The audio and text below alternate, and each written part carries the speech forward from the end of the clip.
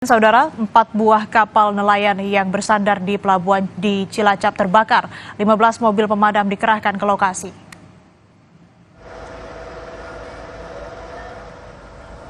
Sebanyak 4 kapal nelayan di Cilacap, Jawa Tengah terbakar Kamis malam.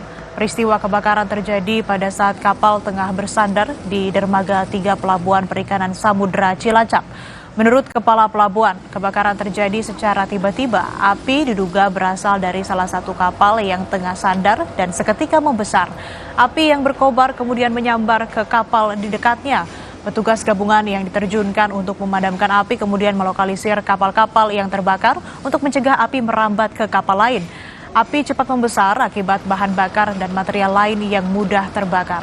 Hingga Kamis malam, 3 kapal berhasil dipadamkan, sedangkan 1 kapal lainnya masih terbakar. Penyebab kebakaran masih didalami atau masih dalam penyelidikan.